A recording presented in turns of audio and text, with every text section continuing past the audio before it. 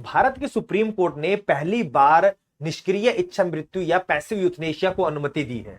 Passive euthanasia के अंदर हम किसी मरीज को जीवित रखने के लिए जो उपचार दे रहे होते हैं उसे बंद कर दिया जाता है, जबकि इसके विपरीत एक आर्टिफिशियल यूथनेशिया होता है जिसमें हम मरीज को एक जानलेवा इंजेक्शन देते हैं जिससे उसकी मृत्यु हो जाती है। परंतु भारत में इसकी अनुमति नहीं है। जो वर्तमान केस है इसमें हरीश राणा नाम के एक युवक के 2013 में सर में चोट लगी थी और उसके बाद से वो परमानेंट वेजिटेटिव अवस्था में है, अर्थात वो ना तो बोल पा रहे हैं, ना वो सुन पाते हैं, ना वो सोच समझ सकते हैं, केवल वो जिंदा हैं और उन्हें ट्यूब के माध्यम से भोजन और पानी दिया जाता था। तो उनके माता पिता सुप्रीम कोर्ट पहुंचे और उन्होंने कहा कि अब हमारा बेटा सही नहीं हो पाएगा और इस तरह की कोमा जैसी स्थिति में उसे रखना उसकी गरिमा का अपमान है।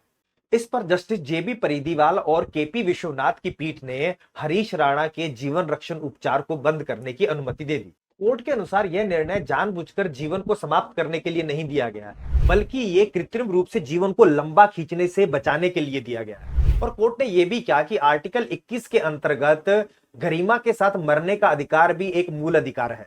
2018 में common cause versus union of India case में सुप्रीम कोर्ट की संवैधानिक पीठ ने कहा था कि आर्टिकल 21 के अंतर्गत गरिमा के साथ जीवन जीने के साथ साथ गरिमा के साथ मरने के अधिकार को भी कुछ विशेष परिस्थितियों में शामिल किया जा सकता है और यहीं से गरिमा के साथ मरने के अधिकार को मूल अधिकार के अंतर्गत शामिल किया गया। इच्छा मृत्यु के संदर्भ में सबसे पहला मामला 2011 में अरुणा शानबाग का था, जो मुंबई के एक हॉस्पिटल में नर्स थी और लंबे समय से वो परमानेंट वेजिटेटिव स्टेट में थी।